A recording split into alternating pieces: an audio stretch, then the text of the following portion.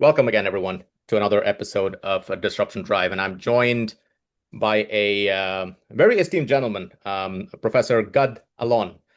Hope I'm pronouncing that right. So Gad is currently the Jeffrey Keswin Professor of Operations, Information Decisions at the Wharton School of Business in the University of Pennsylvania. He is definitely one of the leading thinkers and researchers of the ride sharing and the ride hailing industry, the gig economy, and its scalability. And when I met him first, he was actually a professor of operations management and supply chain at the Kellogg School of Management. And I wanted to invite him here to really share his opinions and very profound insights on what's going on in the future of mobility, which makes him a perfect guest for the show. So, God, welcome to the show. But Yeah, thanks for inviting me. thank you. And you are a supply chain expert, so I wanted to ask you, obviously, the most obvious, the biggest question in the autonomous vehicle industry, which is, look, we're effectively aiming at zero defects, or maybe zero accidents is a better way of putting it. That is a very hard and very high bar because the industry fundamentally is predicated on proving to the entire world that they are very much safer than a human driver. Is this even realistic? Yeah, so I think first of all, you said two things which I think both are interesting. One is the zero defects, second one is zero accidents. Uh, Zero defects, I mean, we know that's going to be impossible to have just because cars have so many moving pieces. It's not, I mean, even an iPhone is impossible, but iPhone doesn't have any moving pieces when it comes to cars. You have so many moving pieces with the environment, it is just not going to be possible. But I think there is an aspiration of having zero accidents. And I think even this is a little bit improbable. The reason for that is actually quite simple. As humans, we're actually quite safe. I know it may sound weird that I'm saying that, but I think the statistic is something along the lines of a fatality for every 100 million miles driven. Um, we just, even if we want to accelerate how many years and how many miles these cars are going to be driven, the Waymos and the Teslas and the Zooks of the world, it's going to be very, very hard to reach that level. Now, we know already that most likely these cars are 10 times safer than us, than humans, maybe 100 times safer than us. I mean, you know, I like to write about these topics, but I also like to try them when I go to San Francisco, which is where I travel quite a bit these days.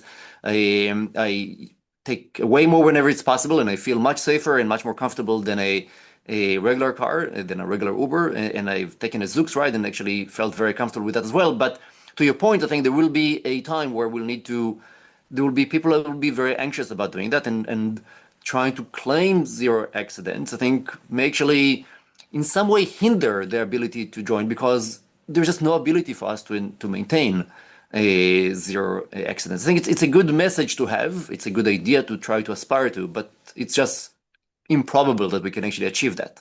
But you did mention a point that based on currently available data, the robotaxis, Zoox, Tesla, even Tesla, you mentioned Waymo for sure, are 10x, multiple orders of magnitude safer than human beings. What are we basing this data on that's publicly? I mean, because look, on one level, if a death only happens every 100 million miles, we're not there yet with robotaxis. No. We just got there with Waymo, and there was technically one death, well, not caused by Waymo, but so Exactly. maybe count that. But yeah. Yeah, so at this point, I mean, we're just even looking at my impression that a lot of this data, when I speak with people in these firms, are even counting near accidents. And so looking at that, but you're right. I mean, I think we'll only get the actual number when we'll have enough miles driven. At this point, it's still quite limited. But even if you look at not fatalities, but just accidents that are just pure accidents, right? Like even like a bumper to bumper accidents. They actually have far fewer than a regular car. Fair But enough. it's sure we don't have that many fatalities, but people do have accidents continuously. Most of the accidents that happen at this point, by the way, are not caused by these firms. Actually, caused Yeah. by the fact, as you've seen with Teslas, many of the accidents are driven by the fact that the person was actually rear-ending a Tesla, just because they are behaving a little bit in an unpredictable way to the more human driver that drives behind them. And that's a fair point. And I also want to mention that when you're looking at these safety numbers, human drivers are held to slightly lower standards because they don't report some of these smaller accidents. The autonomous vehicle companies, they actually report, they're mandated to report Exactly. on many of these accidents. That's a fair point. But let me ask you about the sort of operational design question, right? Which is, look, it is a product with these very high standards. How does an organization, or let's say call it operator, there's two organizations effectively in this industry, which is there's the fleet operators, and then there's the manufacturers themselves and the technology Yeah. stack and all that. How do you even do this as an organization? This quality, Six Sigma is simply not enough. Right, exactly. So first of all, I think we have to say Six Sigma is not enough, and we have models of industries that actually manage to get even better than that. The airline industry, if you think about, like, currently all of us are biased maybe a little bit by recency effect of what happened to Boeing, but if you think about how many takeoffs and landings and how many miles are flown every day, the airline industry is far better than Six Sigma. And so the question is, what do we take from these industries in a way that allows to achieve that? And to me, at least, one important aspect, and you already hinted towards that, is we can't think about it as a product, but we have to think about it as a system of systems. Yeah. What does that mean? It means that we need to have many different systems that actually help us and address that. So, for example, we need to have redundancies. So, for example, different type of radars, different type of controls. So for example, at this point, you have human controllers that are still overlooking and supervising the situation, and you need to have many fail-safe solutions for that. That's to some extent really one of the main things that happened to Cruise, which I've taken as well, by the way, when they were still driving, but Yeah. is that they had an accident, but then the reaction was actually to continue to drive, and actually I think the person ultimately died when they actually continued to drag them Right. on the street, right? So like this is a situation where the system was created that actually did well, but actually in the fail safe it actually didn't do well. Then you have to do verification loops. What does that mean?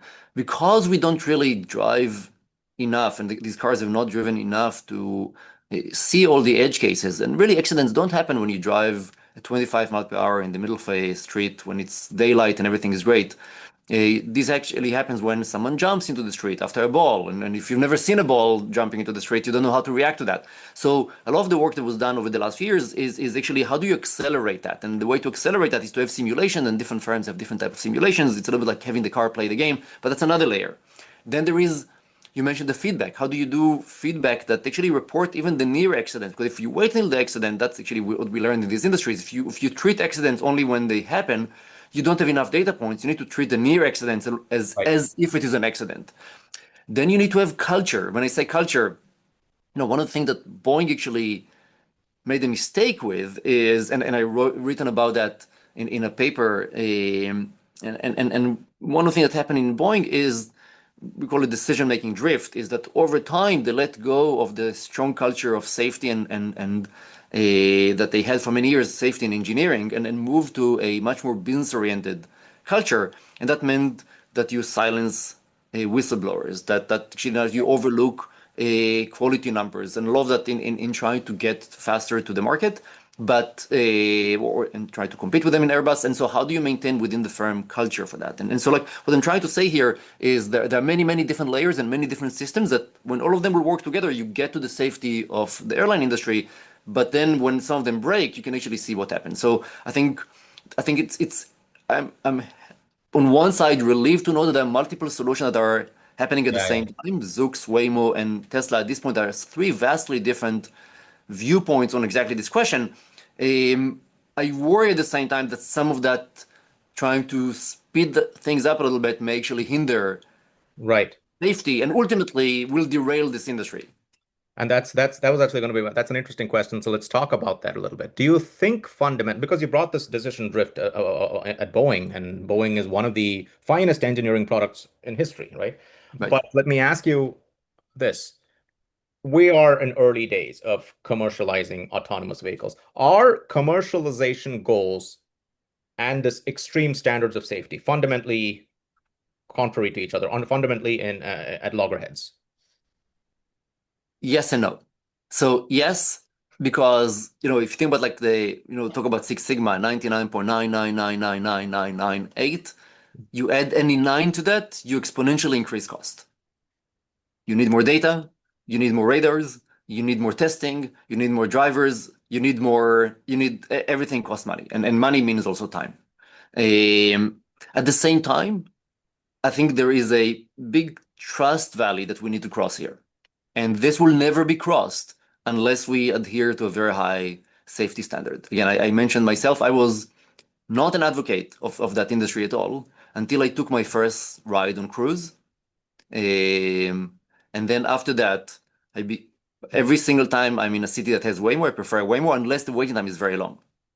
And but I'm probably in one of these early majority. I'm not in the majority, the actual majority. And so how do you cross that chasm? How do you cross the trust valley? This is only going to come from better, higher safety. So here, I think the question is going to be, because the question is not going to be who is going to get more early adopters. We're just not enough of us to actually make financial sense. You'll have to cross to the actual majority. And to get to the actual majority, you need to be everywhere, but you need to be also the safe option. Right? I mean, if you think what happened recently, where on some search engines, you could actually search whether my flight is going to be not on a Boeing. If you're going to say, well, I'm not even going to look at Tesla, or I'm not going to even look at Waymo, whatever the firm is, because I don't feel safe enough, then that's going to be the end of that firm. Sure, people are going to start, the early adopters are still going to use it, or their fans and loyal people, but the actual majority not. So I think we have to, even these firms, to be able to justify the investment they put, have to think past the early adopters. The early adopters are like the product market fit times. Absolutely. And that's why I think, but so absolutely going to slow things down, but there's no way that we're going to get to where we need to get if we're going to overlook, primarily because you said we are just, Right. most of us trust drivers, even though we should not, but we don't trust technology when we should. Well, we trust a professional driver because that's their job, I assume. But and of course, you don't know what are they at their end of their 18-hour shift, or they've been Exactly. drinking? Yeah, exactly, right or not. Exactly. But let me ask you this. There's the other point that I think you talked about safety being essential to demonstrate to actually gain customer trust. The other is actually just the customer education and getting them used to the product of this is actually a new that so there is a and the thing is the technology has to learn human behavior Right. and has to start observing the sort of stuff that people do. Some people don't, some cities don't follow rules, and some people are extremely rule abiding. In Seattle, it's illegal to jaywalk, apparently. In New York, it's a recommended, it's everybody does it. Exactly. My daughter, a 5-year-old, is jaywalking on her own. So In New York, you'll be the weird one if you yes, don't if you follow jaywalk. rules, you're the weird one. I agree. Look, I'm a professional jaywalker. That's one of the few things I'm going to add it on my resume. In Germany, by the way, if you jaywalk in the presence of kids, people look at you as if you murdered someone. You're modeling the wrong behavior to the wrong generation, and so it's definitely frowned upon. But I'll give so you ask a very good question. I think it's like the point about not only having safety but also demonstrated safety. I think one thing that I liked about the Waymo is the fact that there is a screen that you can actually see what the radars see. Yeah. And so you can see, for example, I remember that I was standing in light, and in a light, and you saw a person walking, crossing the junction with with pizza in their hand, like a pizza box, and you can see in the screen actually that motion. Yeah. There is something about technology that is not just that technology should work, but you should know. We want to know that it needs to see if you were driving there, see, because all of us drive from a very young age, relatively speaking, so we feel very comfortable with that. Yeah. Again, we might not trust other drivers, we might not trust ourselves that much, but we don't. This is a black box. The more we reduce the blackness of this box to some extent, the more we're going to accelerate that process. That is an excellent point. You need to expose the black box in a very customer-friendly manner to say, Yeah. well, here's how the decisions are being made. That's a great point. So tell me a little bit about, look, of course, one of the things we started talking about was, look, the cost and time of deployments are high, very exponentially high, given these edge cases. What advances or changes do you think I mean, you started alluding to this already, but there is a certain cost to safety, and there's a cost, and therefore that goes to the cost of deployments. Yeah. How do you think this market will open up to multiple players? Or do you instead see this as very much a first winner for a first entrant winner take all market like what Uber did? Yeah. So it's a good question. First of all, let me start from the end. I don't think this is a winner takes all market. And the reason I'm saying that is while there is here, right? So think about what's the research says, what is a winner takes all. You need to have economies of scale, and there are economies of scale here. Should be homogeneous preferences. All of us want the same thing: faster, cleaner, safer cars. So why is it not? Because the cost of multi-homing is very, very low. I'll give an example. I prefer Waymos in San Francisco because I feel safer. I don't need to speak with the driver. I'm not a very social person, so I prefer not speaking with people. Um, but in the last weekend, every time I looked for a Waymo, it was 10 minutes, and an Uber was 2 minutes. So I opted for Uber. And so I don't think I will always probably, you have three firms here that are playing at this point: Tesla, Waymo, and Zoox. All of them are backed by massive firms. So with enough cash to know that they need to dominate that market. So I don't think we'll see winner takes all. So then what firm need to do? I mean, so like how do you actually achieve, like maybe not winner takes all, but winner takes most maybe, or at least dominant position. I think the reason we might see newer players coming in is the fact that the cost of computing is going down, right? I mean, I mentioned the simulation we're talking about. I think Waymo call it SimCity or Maverick for Cruise. Um, the cost of doing that is going down significantly, right? So like I think if I'm a new player now, again, let's say Rivian wants to introduce something, the cost of that is significantly diminished. In which case you can actually do that. Um, I think what's interesting over time, we'll have more regulation and validation standards that at this point are still developing. If there is a reason to go faster here a little bit for firms is to set the rules, and what we'll definitely see that these three players are going to set the rules for new cities, for how things happen. Hardware, I think that's really going to be the key question. If Yeah. I'm sure you probably know it. I'm not sure if you listen or not, but the difference between Waymo and Zoox versus Tesla is the type of radars they use. Yeah. Tesla does not want to use radar Only really camera. for cost, only cameras. At this point, there is a competition here. What's going to become radars becoming cheaper or cameras becoming safer? Not Right. clear who is going to win, but I think with this competition, ultimately, we're going to get a safer, cheaper solution. So I think the end-to-end, but I think to some extent, I think the main thing in my opinion for safety will be also when cars will start be able to talk with each other. Yeah. And so how do you actually get the point where we actually don't really need all that communication because cars will be able to speak with each other and actually communicate. And I know at this point it sounds very futuristic, but it definitely we can with much better network overall, we can actually imagine a situation where we don't have lights anymore. We'll just cars will just mesh in and we'll speak with each other to ensure that the right priorities are given and the efficiency gains. What we have to think about if all of us, when I sat in the Zooks, it's actually you sit upright. You can imagine sitting with your laptop. I can definitely imagine doing that and saving myself every day hour in work or an hour where I can actually watch a Netflix movie rather than spending time on the road and navigating cars. So the efficiency gains are amazing. If we can get to a place where that is the dominant solution, I think the gains for the society are just going to be insane. Absolutely. As a gig economy researcher, and that's one of your passion topics, let me ask you, what is the future of that driver when autonomous vehicles, or what is that new jobs that are going to start becoming necessary? May not be gig economy, but really, what is the future of the driver? Yeah. So let's start from. So there is initial research on this topic and show that cities where there are self-driving cars, the drivers are already impacted. Their utilization is lower, and their wages are lower. There are some exceptions to that, but by and large, that's the answer. And but you already see what happened, and I think my example on from this weekend is probably a very telling example. There are just not enough self-driving cars. They're just too expensive at this point and too limited.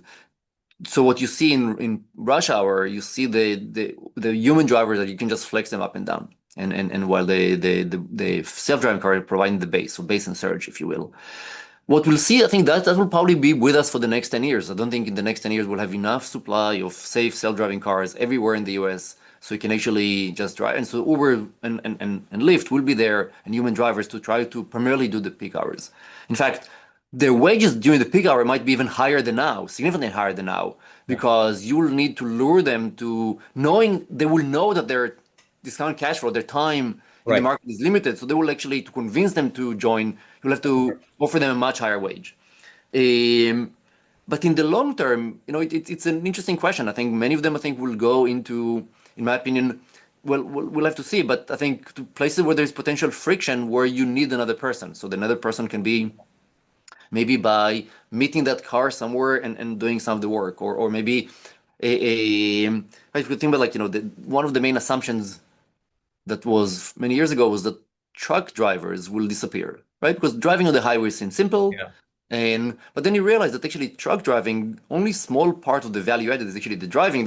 It's about checking inventory, it's about doing other things that you need to do, speaking with the customer, selling, and so on. And so I think we'll see migration from these self-driving from drivers to do other jobs around it. That's a Um, great point about the truck driving. Very fair, right? Because it's a customer service industry. It's less the driving exactly. part of it is really nothing. Exactly. So imagine that you now. So I think here Reid Hoffman said that, and I'm not sure that I agree with the numbers, but I agree with the sentiment. He said like about a year ago that by 2034, it was we said in 2024, but he said by 2034, 50% of the jobs are going to be gig economy jobs. And then what he meant by that, I think, is that as more and more white collar jobs and some blue collar jobs, call center agents, for example, not only gig economy drivers, are going to disappear. Um, will have firms actually offer fewer jobs. That means that there are more opportunities for solo entrepreneurs to do things. And so we'll not call them gig economy workers, but there will be solo entrepreneurs that will just do interesting Yeah. things, which will be a combination of many different small jobs. We'll have to think about the society, what the implication in terms of security and social mobility and the ability to actually maintain reasonable family and social life. But I think there are I don't worry about the future gig drivers because they're not going to be drivers, they're going to do other things. I'm worried about those who are now Right.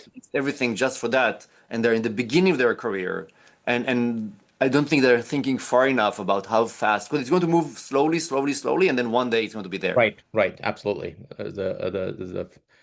What is it called? The fire hose of disruption is going to just start, right?